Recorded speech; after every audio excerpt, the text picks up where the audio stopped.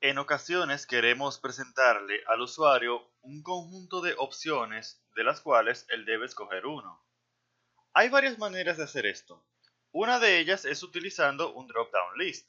Un drop-down list es un menú desplegable el cual le permite al usuario escoger una de varias opciones. En pantalla tenemos un drop-down list. Es este control que tenemos aquí que si le damos clic nos salen todas las opciones que tenemos disponibles y le permite al usuario ir hacia la opción que quiere escoger, hacer clic y automáticamente se visualizará la opción que ha escogido. Algo bastante simple.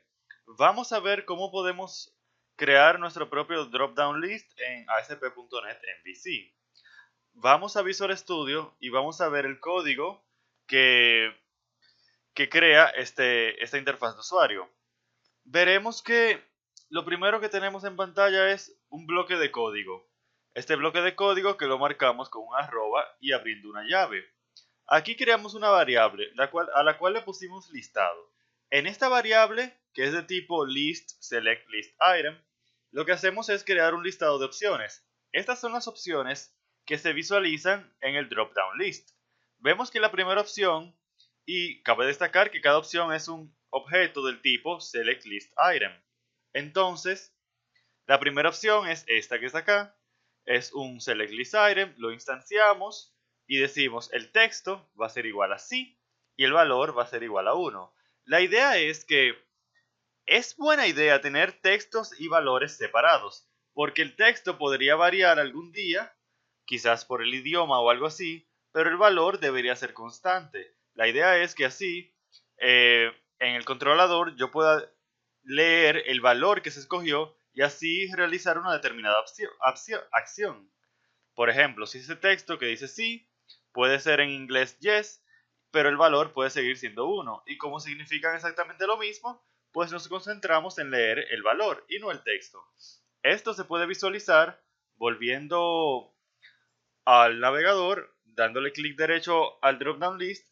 Vamos a inspeccionar el elemento, esto es en Firefox por lo menos. Vamos a ver que si tenemos un select, al final un drop down list realmente es un select. Eso de drop down list es más jerga de ASP.NET. Y tenemos aquí que tenemos dos opciones, una con el valor 1 y otra con valor 2. Entonces vamos a cerrar esto y vamos a volver a Visual Studio a terminar nuestro ejemplo. Entonces esta es la opción 1. La opción 2 es esta, que tiene el texto no y el valor 2. Entonces aquí abajo tenemos un label que podemos ignorar. Lo que nos interesa es esto. Este es el método con el cual yo creo esa interfaz de usuario del dropdown list. Decimos html.dropdownList. El primer parámetro que estamos utilizando es el nombre. Como sabemos, nuestras etiquetas HTML tienen un nombre y yo a esta le puse mi dropdown list. Luego, como segundo argumento, yo le pasé el listado de select list item. Entonces, básicamente eso es todo. Yo le pongo un nombre, yo le paso un listado y él se encarga de mostrárselo al usuario. Claro está que tenemos otras opciones como HTML attributes y un option label que son cosas que podemos utilizar. Pero para este ejemplo simple lo vamos a dejar con pasarle solamente el listado. Recordamos que los HTML attributes nos permitirían, por ejemplo, ponerle una clase a esa etiqueta HTML. Entonces, digamos que yo quiero agregar una tercera opción. Digamos que va a ser la opción quizás. Vamos a poner quizás 3. Entonces, vamos a poner una coma aquí. Vamos a volver al navegador y vamos a refrescar la página. Y vamos a ver que se nos va a agregar esa tercera opción. Vamos a hacer clic aquí y vemos que ahora tenemos tres opciones, sí, no y quizás. Ahora, supongamos que yo, bajo determinada circunstancia, no quiero que se pueda escoger la opción no. Yo voy a hacer que la opción no se visualice, pero no se pueda escoger. Porque fíjate que yo puedo escoger cualquiera de las tres opciones que tenemos aquí. Pero uno no siempre quiere eso. Uno a veces, por alguna razón, quiere restringir un valor en determinadas situaciones. Entonces, básicamente es solamente tomar este objeto, que es el objeto que tiene el texto no, el texto con valor no, ponemos una coma y vemos las propiedades que tenemos disponibles. Y yo quiero utilizar disable. Disable, que significa desactivado, y yo le voy a poner true. Como dice disable igual true, quiere decir que sí, está desactivado. Entonces el usuario no va a poder escoger esa opción. Vamos a volver al navegador, vamos a refrescar la página y vamos a ver que cuando le demos aquí, tenemos que el texto no se ve un poquito gris. La idea es que no podemos escogerlo. Y fíjate que si le paso el mouse por arriba no pasa nada. Y si le doy clic, le estoy dando clic y no pasa nada. Si le doy clic a quizás, no hay ningún problema. Pero a no le puedo dar clic porque está desactivada esa opción. Ahora, uno no siempre lo hace de esta manera. Es decir, uno no siempre tiene todo esto acá, porque recuerda que en la introducción de este módulo dijimos que las vistas las queremos lo más con la menor lógica posible. Que tenga lógica de presentación, sí, pero esto no es tanto lógica de presentación, sino que esto es data. Entonces esta data no debería estar aquí en la vista, debería crearse en otro lugar, en algún tipo de servicio, o debería yo tomarla de la base de datos, por ejemplo. Ya eso es un poquito avanzado para este ejemplo.